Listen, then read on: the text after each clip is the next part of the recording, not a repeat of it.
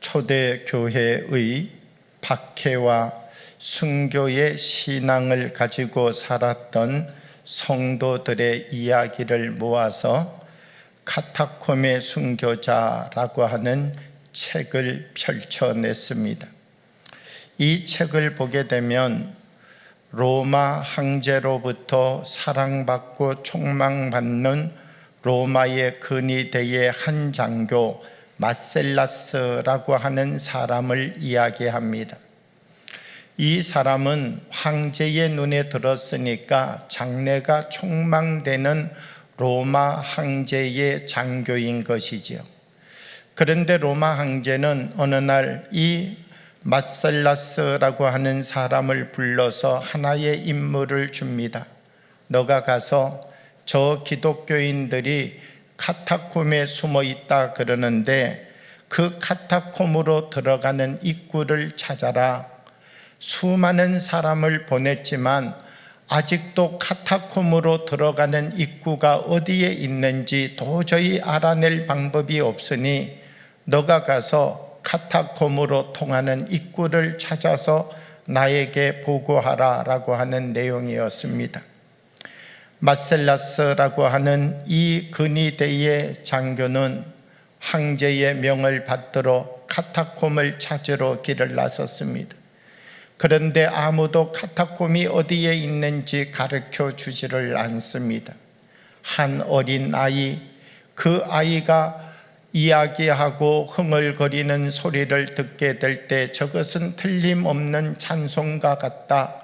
그리고 그 어린 소년을 붙잡고 마셀라스는 이야기를 시작합니다. 나도 카타콤에 꼭 한번 가보고 싶다. 나도 거기에 가서 예배드리는 사람들을 보고 거기에서 예배드리는 사람들을 만나서 나도 바뀌어지고 싶다. 이 순진한 소년은 이 마셀라스의 이야기를 그대로 다 믿고 이 사람을 카타콤으로 데려가게 됩니다. 그 아래 동굴 속으로 들어가니까 어둡고 희미한 불빛밖에 없는데 그곳을 향하여 뚫고 걸어갔더니 거기에 예배를 드리는 한 무리의 사람들이 있는 것입니다. 작은 초롱불 하나를 켜놓고 사람들이 모여서 예배를 드리고 있는데 이 마셀라스라고 하는 사람은 거기에서 예배드리는 사람들의 모습을 보면서 자기도 그 뒤에 서 있는 것입니다. 그 깊은 지하 동굴에서 작은 불빛 하나에 의지하여서 예배드리는 그들의 모습을 바라보다가 그는 그 뒷자리에서 살아계신 하나님을 만나고 살아계신 성령의 은혜를 체험하는 역사를 덧입게 되었습니다. 그는 카타콤에서 나와서 로마의 근위대의 장군과 로마의 황제를 향하여 말합니다. 기독교인들은 황제에게 충성하고 높은 도덕성을 가지고 있을 뿐만 아니라 우리에게 절대로 적이 될 사람들이 아닙니다. 기독교인들을 변호하기 시작하였습니다. 너가 카타콤에 다녀왔다면 카타콤으로 들어가는 입구를 가르쳐 주어라 말을 하더라도 이 사람은 카타콤으로 들어가는 입구를 알려주지 않았습니다. 그렇게 하면 너를 하형시켜 죽이겠다 이야기를 하는데도 마셀라스라고 하는 사람은 카타콤으로 들어가는 입구를 가르쳐 주지 않았습니다. 이 마셀라스라고 하는 사람의 아주 친한 친구 루셀라스라고 하는 친구가 있는데 이 루셀라스라고 하는 사람이 찾아와서 이야기합니다. 친구, 이렇게 그냥 하용으로 자네의 인생을 끝내고 말 것인가? 한번 다시 생각하고 살아야 되지 않겠는가? 마셀라스는 자기 친구 루셀라스의 이야기를 듣고 이야기합니다. 나는 지금까지 삶을 살아오면서 이렇게 행복해 본 순간은 없다네. 내가 지금까지 이렇게 삶을 살아오면서 내가 이렇게 평화를 누려본 적도 없다네. 나는 그곳에 가서 그들이 예배드리는 그 자리에 섰다가 나도 그 은혜를 누리게 되었다네. 도저히 알 수 없고 도저히 이해할 수 없는 새로운 삶이 마셀라스라고 하는 사람의 삶 속에 시작되었다는 것입니다. 그는 결국 하용으로 죽고 말았지만 그가 단 한 번 기독교인들이 예배드리는 것을 바라보고 그 예배의 자리에 섰다가 살아계신 하나님을 만나고 그의 일평생의 삶을 돌이킨 이야기가 카타콤의 순교자라고 하는 책에 기록되어져 있다는 것입니다. 진리를 발견하면 그 사람의 인생도 그 사람의 가치관도 바뀌는 것입니다. 똑같은 시간을 살고 똑같은 장소에 있었다 할지라도 우리가 진리를 발견하고 나면 똑같은 시간, 똑같은 공간을 살아가면서도 삶을 살아가는 방법이, 삶을 살아가는 걸음이 달라진다는 사실을 알게 된다라고 하는 것이죠. 우리 그리스도인들에게서 정말 중요한 것이 무엇인가? 예배라는 것입니다. 왜 예배라고 하는 것이 중요한가? 이 예배의 자리는 하나님을 만나는 자리이기 때문이다라고 하는 것입니다. 모든 그리스도인의 삶은 무엇으로부터 시작하는가? 하나님을 만나는 것으로 시작하는 것, 이것이 그리스도인의 삶이라는 것이지요. 우리는 끊임없이 예배가 중요하다는 이야기를 듣습니다. 그때마다 질문을 던집니다. 예배가 왜 중요하지? 예배가 중요하다 하는데 우리도 매일매일 예배를 드리고 매주 예배를 드리는데 예배가 뭐 그렇게 중요한 거야? 나는 예배를 드려도 예배가 중요한지 잘 모르겠는데, 그런데 중요한 것은 예배를 통하여 하나님을 만나고 있는가? 예배를 통하여 하나님을 만나고 있지 못한가? 이것이 차이이고 이것이 중요하다는 것입니다. 기독교인의 모든 삶은 하나님을 만나는 것으로부터 시작한다는 것입니다. 내가 어떤 환난을 만난다 할지라도, 내가 어떤 풍랑을 만나고 있다 할지라도, 내가 어떤 비박과 고통 가운데 있다 할지라도 내가 하나님을 만나고 있는 이 만남의 사람에게는 소망이 있다는 것입니다. 왜냐하면 반드시 하나님이 그 사람을 붙잡고 그 사람의 걸음을 인도하실 것이기 때문이다라고 하는 것입니다. 만약 내가 지금 성공해 있고 내가 지금 풍요로운 삶을 살고 있고 내게 부족한 것이 없다 할지라도 예배를 통하여 하나님 만나지 못하는 사람이 있다면, 그 사람 안에 예배가 죽어 있는 사람이 있다면 그 사람도 결국 그 시간과 그 길이가 다를 뿐 그 사람의 믿음은 결국 죽어가고 그 사람의 인생은 새하여 가는 삶으로 끝날 수밖에 없다는 것입니다. 하나님과의 만남의 예배를 이루어 가고 있는가? 나는 하나님과 만나며 삶을 살아가는 사람인가? 나는 하나님을 만나는 것 같지만 만나는 일에 실패한 예배를 드리며 우리의 삶을 살아가고 있는 사람인가? 예배가 우리에게 중요하다라고 하는 것입니다. 우리는 이 예배를 통하여 하나님이 내게 주시는 은혜, 하나님이 내게 주시는 생명, 하나님이 내게 주시는 그 크신 은총을 우리의 삶에 공급받아야 됩니다.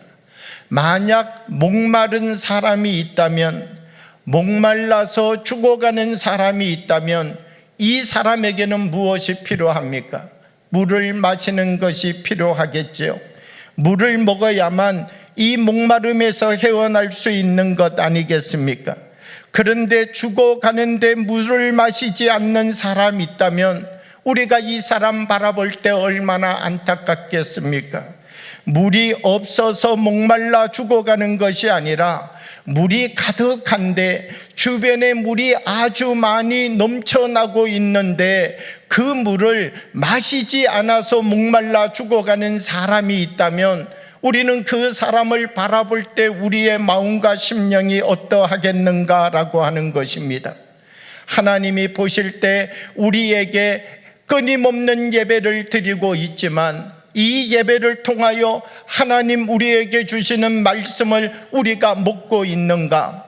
하나님이 우리에게 주시는 말씀을 통하여 우리의 목마름의 문제를 해결해 가고 있는가? 그 말씀을 나의 삶에 채우고 그 말씀의 힘으로 나의 인생을 살아가는 사람이 되고 있는가? 하나님은 우리를 향하여 우리가 많은 말씀을 모아놓고 살아가는 사람이 아니라, 우리가 많은 말씀을 알고 살아가는 사람 아니라 이 말씀이 우리에게 생명의 말씀이 되어지기를 요구하고 있다는 것입니다. 사망의 생각이 가득 찬 사람도 예배를 드리면 다시 살아납니다. 어둠을 바라보고 세상의 힘에 붙잡혀 있는 사람도 예배를 드리면 그 결박이 풀어지고 하나님이 주시는 은혜 가운데 다시 세워지는 역사를 경험하게 됩니다.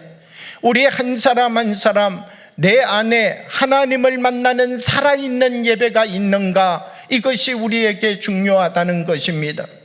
구약을 보면 노아라고 하는 사람이 있습니다. 그런데 이 노아를 어떻게 설명하는가? 창세기 6장 9절을 보면 노아를 이렇게 소개합니다. 이것이 노아의 족본이라. 노아는 의인이요 당대의 완전한 자라. 그는 하나님과 동행하였으며, 이렇게 말합니다.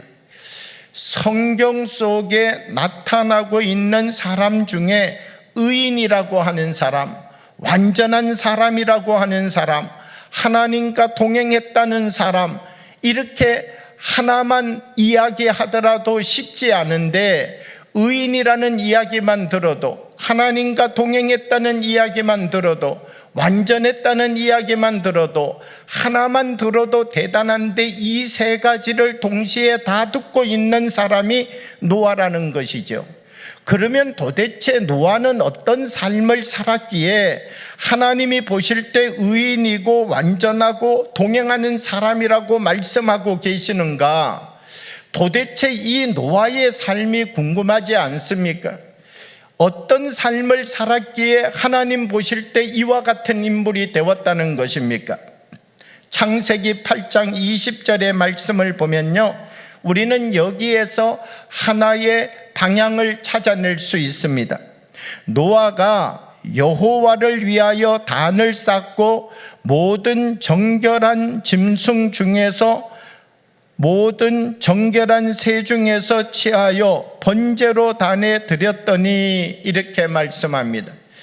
이 노아가 여호와를 위하여, 그러니까 이 노아가 하나님 앞에 제사를 드리고 예배를 드렸는데 누구를 위하여 드렸다고요? 하나님을 위하여. 이 예배의 중심이 누구를 위한 예배였다는 거예요. 하나님을 위한, 하나님 중심의 예배를 노아가 드리고 있었다라고 하는 것이죠. 그러니까 하나님을 그 중심에 두고 예배를 드렸던 이 노아가 날마다 예배 드렸던 그 삶의 능력이 무엇으로 나타났느냐? 하루하루를 하나님의 말씀을 붙잡고 살아가는 의인으로, 하루하루 하나님 앞에 예배드리고 그 말씀을 힘입고 삶을 살아가며 말씀으로 날마다 자기를 비추어 보니까 하나님이 보실 때도 완전한 자라고 이야기할 수 있을 만큼 그 시대 속에 사람들과 살아가는 삶의 모습을 볼 때 다른 사람과 다른 삶을 살아가는 사람이 노아였다는 사실을 말씀해 주고 있다는 것입니다. 이 노아라고 하는 사람과 사울왕이라고 하는 사람을 비교해 보면 조금 더 구체적으로 알 수 있습니다. 이 사울왕 어떤 삶을 살았습니까? 사무엘상 15장 12절의 말씀을 보면요, 사무엘이 사울을 만나려고 아침에 일찍이 일어났더니 혹이 사무엘에게 고하여 가로되, 사울이 갈멜에 이르러 자기를 위하여 기념비를 세우고 돌이켜 행하여 길갈로 내려갔다 하는지라. 그러니까 이 사무엘이 사울이라고 하는 사람을 찾아왔는데 왜 찾아왔느냐? 지금 이스라엘이라고 하는 나라와 아말렉이라고 하는 나라가 싸워서 전투를 벌였습니다. 그런데 이 전투의 결과 이스라엘이 대승한 거예요. 저 아말렉이라고 하는 나라는요, 마병이 있어요. 또 마차병이 있는 거예요. 오늘날로 이야기하면 전차가 있는 나라였다는 거예요. 그런데 이스라엘 군대의 무기는요, 뭐 내놓을 만한 무기가 별로 없어요. 이 이스라엘과 아말렉이 싸워서 이겼다라고 하는 것은 엄청난 사건이죠. 그런데 누가 도와서 이겼다는 거예요? 하나님이 도와서 이스라엘이 이긴 것이죠. 그러면 이 사울이라고 하는 사람, 하나님 앞에 어떻게 해야 될까요? 하나님을 위하여 기념비를 세우고 예배를 드리고 하여야 되는데, 이 말씀 사무엘상 15장 12절을 보게 되면 자기를 위하여 기념비를 세웠다. 이 노아라고 하는 사람은 하나님을 위하여 예배를 드렸는데, 이 사울이라고 하는 사람은 자기를 위하여 예배를 드리고 있다라고 하는 것이죠. 그러니까 이 예배라고 하는 것은 어떤 것인가? 똑같은 예배를 드려도 자기를 위하여 예배를 드리는 사람이 있는가 하면 하나님을 위하여 예배를 드리는 사람도 있다라고 하는 것입니다.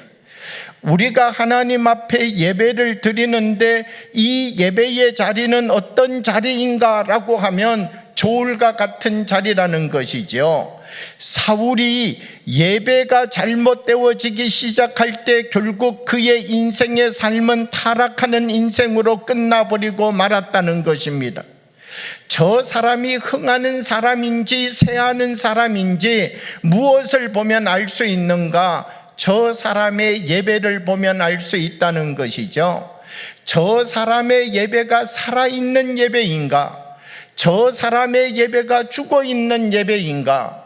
살아있는 예배를 드리는 사람을 보게 되면 날마다 예배의 기쁨과 감격과 하나님이 주시는 은혜와 감사의 삶을 소유하며 살아가는 반면, 예배가 죽어있는 사람은 예배를 드림에도 메말라가고, 예배를 드림에도 세상의 눈으로 보고, 예배를 드림에도 세상의 방법으로 삶을 살아가는 사람이 되어지게 된다는 것이죠. 저 사람이 어떤 예배를 드리고 있는가, 그것을 보게 되면 저 사람이 흥할 사람인지 쇠할 사람인지를 미리 알 수 있는 것이죠.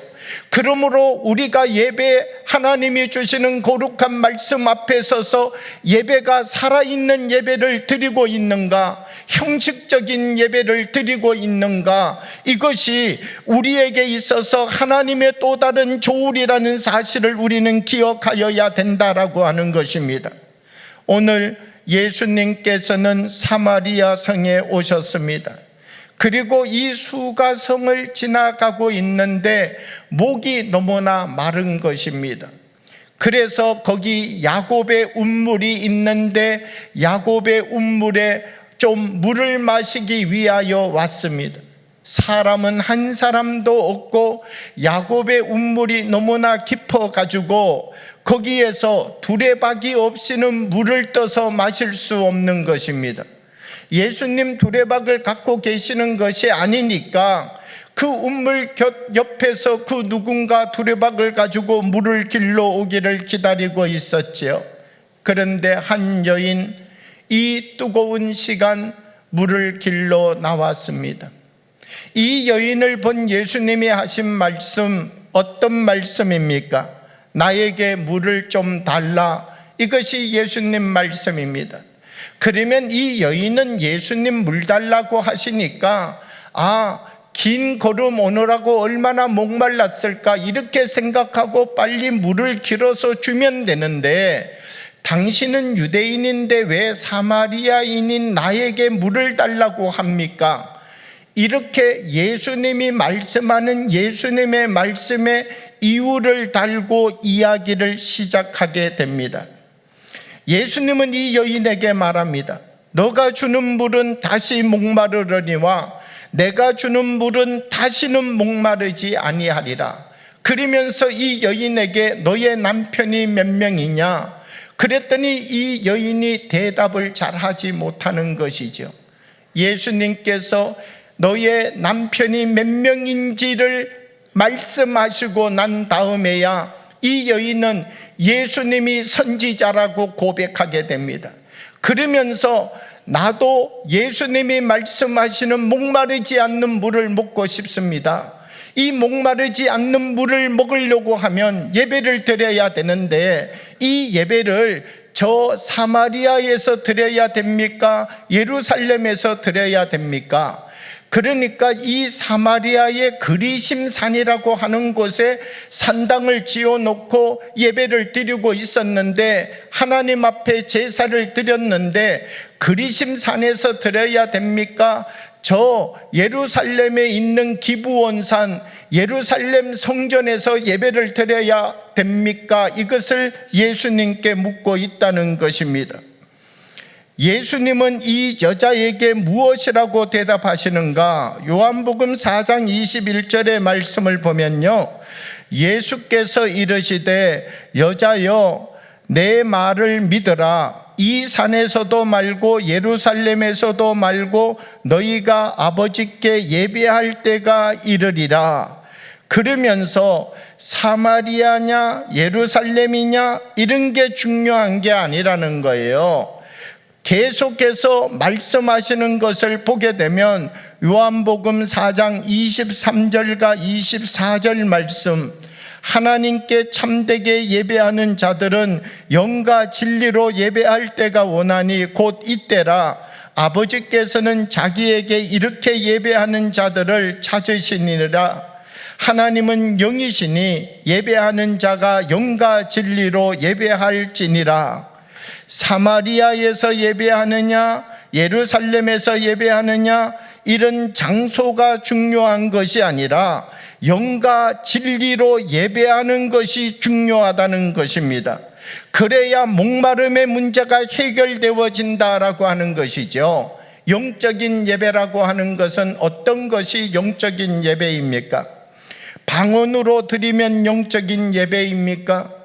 예언을 말하는 예배를 드리면 영적인 예배입니까? 이적과 기사가 일어나면 영적인 예배입니까? 그렇지 않다는 것입니다. 이 영적인 예배라고 하는 것은 어떤 것이 영적인 예배인가? 로마서 12장 1절의 말씀을 보면 이렇게 말씀합니다.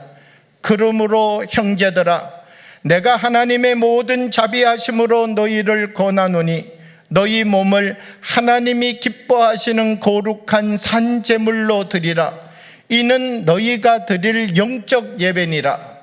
그러니까 이 영적 예배라고 하는 것은 우리를 하나님 앞에 산제물로 드리는 것이 영적 예배다라고 하는 것이죠. 그러면 우리가 나를 하나님 앞에 산제물로 드린다라고 하는 것은 어떤 의미가 되는 것입니까? 내가 하나님 앞에 산제물이 된다면 이제는 내가 하나님의 소유가 되어진다는 것이죠. 하나님이 나의 주인이 되어지신다는 것이죠. 내가 하나님 앞에 드리는 순간 나의 것에서 하나님의 것으로 바뀌어지는 것이죠. 아버지가 아들을 불러놓고 이 시계 줄 테니까 이제부터 너가 가져라. 그러면요, 이 시계는 아버지 것일까요? 아들 것일까요? 주기 전까지는 아버지 것이었죠. 준 다음부터는 아들 것이죠.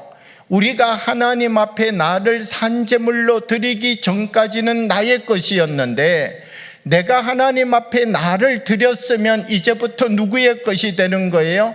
하나님 것이 되어지는 것이죠. 우리가 하나님의 것이 되었다는 것은 무엇을 의미하는가라고 하면 이제는 내가 하나님의 소유된 백성으로 살아야 된다는 것입니다.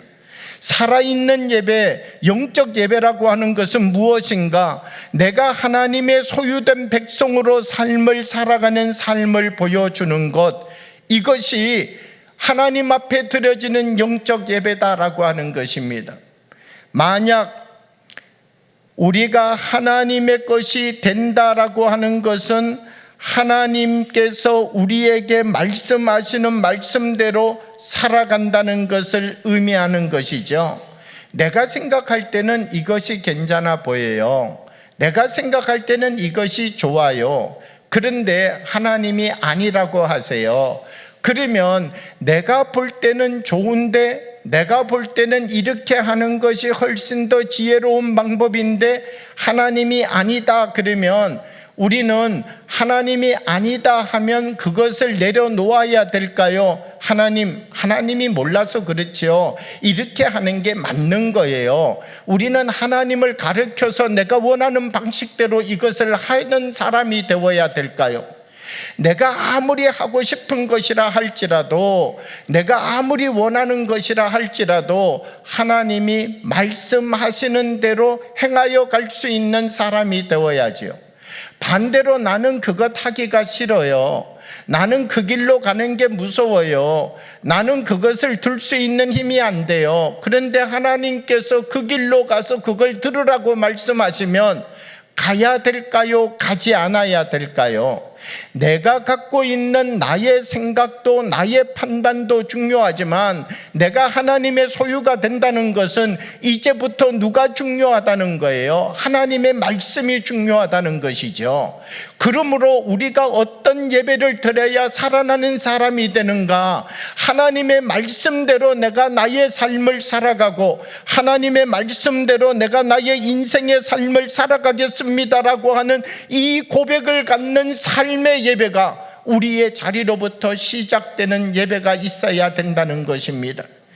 나는 하나님 말씀, 그 말씀을 듣기는 들었지만 내가 좋아하는 자리에 머물고 싶고, 내가 서고 싶은 자리에 서고 싶고, 내가 붙잡고 싶은 것 붙잡고 인생을 살아가고 싶지만 하나님께서는 이제 그것 내려놓고 십자가 붙잡고, 하나님께서는 이제 그것 내려놓고 나를 위하여 푯대를 바라보고 경주하는 인생을 살아가라 말씀하시면 우리는 이제 이것들 내려놓고 하나님 우리에게 말씀하시는 그 말씀의 삶을 살아갈 수 있는 사람이 되어야 된다는 것입니다. 우리의 인생을 통하여 무엇을 남기며 살아가느냐 중요하다는 것입니다. 구약의 성경을 보면 가인과 아벨이라고 하는 사람이 있습니다. 하나님 앞에 예배를 드렸는데 하나님께서 아벨의 제사는 받으시고 가인의 제사는 받지 않았습니다. 우리는 이것을 어떻게 해석하는가? 아벨이 하나님 앞에 드린 제사는 피제사이기 때문에 받았고 가인이 드린 제사는 저 곡식 정성 없이 잘라서 드렸기 때문에 안 받았다, 이렇게 생각합니다. 그런데 성경 속에 들어와서 보면 하나님께서 제물을 받기 이전에 가인을 받지 않았다는 사실을 알 수 있습니다. 우리가 창세기 4장 7절을 보면요, 너가 선을 행하면 어찌 낫을 들지 못하겠느냐 말씀하시는 이 말씀을 보게 되면 선을 행하는 삶으로 드리는 예배가 가인에게는 없었다는 것이죠. 그러니까 우리의 예배는 하나님 앞에 드리는 것으로 끝나는 것 아니라 우리의 삶으로 하나님이 우리에게 주시는 살아있는 예배의 삶을 살아가는 사람들이 되어야 된다는 것입니다. 우리 한 사람 한 사람 예배는 성전에서 끝나는 것이 아니라 이 성전에서 주님이 주시는 말씀, 주님이 주시는 은혜, 주님이 채우시는 하나님의 기름 부으심을 가지고 세상을 향하여 나가서 내가 하나님의 소유된 백성으로 삶을 살아가는 것, 이것이 예배인 것이죠. 우리의 예배는 성전 안에서 드려지고 성전 안에서 끝나는 것 아니라 주님 주신 말씀 가지고 이 땅을 향하여 나가 사랑하고 용서하고 섬기고 베풀며 주님 내게 주신 이 예배를 세상 가운데 온전히 세워가는 사람이 되어야 된다는 것입니다. 록펠러라고 하는 사람이 있습니다. 그의 나이 33살에 백만장자가 되었습니다. 그의 나이 43살에 미국에서 제일 가는 부자가 되었습니다. 그런데 불행하게도 그의 나이 55살에 엘레피시어라고 하는 병에 걸렸습니다. 희귀병입니다. 고칠 수 있는 약이 없습니다. 그래서 의사들이 이 록펠러에게 앞으로 1년 살면 잘 산다고 판결을 내렸습니다. 그러면 록펠러가 진단받은 의사가 동네 의사였겠습니까? 록펠러가 병원에 찾아가서 자기 병을 진료받았는데 미국에서 제일 가는 부자인데 말이에요, 그냥 지나가는 의사 불러서 내 병명을 듣고 1년 산다고 그 진단의 결과를 받았겠습니까? 미국에서 제일 가는 의사에게, 미국에서 제일 잘 본다는 의사에게 앞으로 1년 살면 길게 산다라고 하는 선고를 받은 것이죠. 이 록펠러라고 하는 사람 55세, 이제 자기의 인생을 돌이켜보게 되었습니다. 병원에 가게 되었는데 그 병원에서 엄마와 어린 딸이 손을 붙잡고 있는데 병원에서 치료해 주지 않는다는 거예요. 왜요? 돈을 가지고 오지 않아서, 돈이 없어서 그 소녀의 병을 치료해 줄 수 없다는 겁니다. 록펠러는 자기 비서를 통하여서요, 누구가 이 아이의 수술비와 치료비에 돈을 내었는지 모르게 이 아이의 병을 고쳐주게 됩니다. 그런데 이 아이가 뛰어다니는 병원의 모습을 보면서 자기 마음이 기쁩니다. 저 힘들고 어려운 사람 도와주었는데 저 사람이 행복해하는 모습을 보니 자기도 행복해지기 시작하였습니다. 많은 사람들이 록펠러를 악덕업자라고 이야기합니다. 그가 55살이 될 때까지는 돈밖에 모르는 사람이었습니다. 그런데 시한부 인생 1년을 선고받고 난 다음 어머니의 기도 소리가 자기 마음에 들려오기 시작합니다. 어머니가 읽어주셨던 성경 말씀이 자기 속에 떠오르기 시작합니다. 말씀이 그리워지고 예배가 회복되어지기 시작합니다. 그리고 베풀고 섬기는 삶을 시작하였습니다. 의사들이, 그 당대에 제일 뛰어난 의사들이 1년밖에 살지 못한다고 했는데 록펠러는 98세까지 살았습니다. 베풀고 섬기고 말씀이 자기 안에 들어와서 주는 기쁨과 감사의 삶을 체험하며 살아가기 시작하였더니 자기 안에 있던 이 병이 자기도 모르는 사이에 고침받았다는 것입니다. 그는 4298개의 교회를 세웠습니다. 왜냐하면 세상을 바꿀 수 있는 교회가 이 땅 속에 부흥되어야 된다고 생각했기 때문입니다.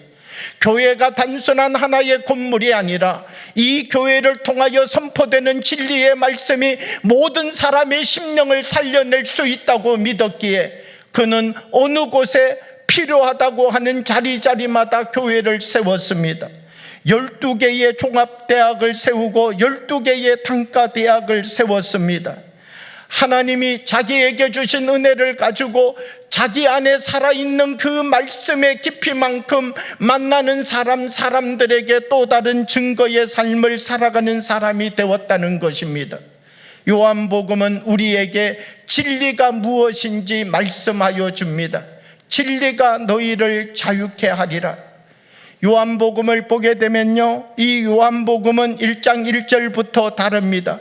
태초에 말씀이 계시니라. 이 말씀이 하나님과 함께 계셨으니 이 말씀이 곧 하나님이시니라. 그가 태초에 하나님과 함께 계셨고, 그리고 더 내려가서 보면 그 안에 생명이 있었으니 이 생명은 사람들의 빛이라. 그러니까 요한복음은 우리에게 무엇을 증거하느냐라고 하면 진리가 무엇인지 증거해 주는 것이죠. 하나님의 말씀인 진리가 함께하면 물이 변하여 포도주 된다는 것입니다. 하나님의 말씀이 함께하면 오병이어의 역사가 나타난다는 것입니다. 작은 말씀, 작은 물고기지만 이 말씀을 나누고 이 말씀의 떡을 함께하게 될 때 5,000명이 먹고도 남는 그 풍성한 역사를 경험하고 체험받는 자리가 되게 되었다라고 하는 것이지요. 15장의 말씀을 보면 포도나무에 접붙여지는 가지마다 풍성한 열매를 맺는다는 것입니다. 하나님께서 이 요한복음을 통하여 우리에게 무엇을 말씀하여 주고 있습니까? 영과 진리로 살아가는 삶을 시작하라는 것입니다. 영과 진리로 살아가는 바로 그 사람에게 하나님이 주시는 은혜와 하나님이 채우시는 풍성한 열매의 삶이 시작되어진다라고 하는 것입니다. 아무리 많은 기름이 있어도 등불에 불을 붙이지 않는다면 어떻게 밝힐 수 있겠습니까? 우리 한 사람 한 사람 하나님이 주신 말씀으로 이제는 내가 하나님의 소유로 살겠습니다. 하나님이 내게 주신 이 거룩한 은혜의 힘을 가지고 세상을 향하여 나가서 하나님 백성의 삶을 살아가는 사람이 되겠습니다. 우리가 고백하고 서기 시작할 때 우리 한 사람 한 사람을 통하여 세상이 변화되고 바뀌어지는, 우리의 모습을 바라보고 우리의 예배의 자리에 오는 사람마다 그들의 인생이 바뀌어지는 또 다른 하나님의 역사를 경험하고 체험하는 자리가 되어줄 줄 믿습니다. 우리 한 사람 한 사람 죽어있는 예배자가 아니라 살아있는 예배자가 되어서 우리들을 통하여 하나님의 기름 부으심의 능력의 통로가 되어지는 삶을 살아가는, 저 박해의 시대 카타콤 속에서 어둠 속에 작은 빛 하나를 의지하고 드렸던 그 예배의 자리, 왔던 사람마다 변화되는 역사가 일어났듯이 우리에게도 이와 같은 하나님의 은혜와 역사가 기름 부어지기를 주님의 이름으로 축복합니다. 함께 기도드리겠습니다. 사랑의 아버지 하나님, 우리 가운데 성령으로 임재하여 주셔서 우리 한 사람 한 사람 예배 드릴 때마다 살아계신 하나님을 만나게 하여 주옵시고, 이 성전 예배를 드리고 세상을 향하여 살아갈 때마다 날마다 이 마음속에 새겨진 하나님의 말씀이 되살아나고 되살아나게 하여 주셔서 말씀과 동행하는 삶을 살아가는 믿음의 열매를 맺어갈 수 있도록 하나님의 손으로 축복하여 주옵소서. 예수님 이름으로 기도하옵나이다. 아멘.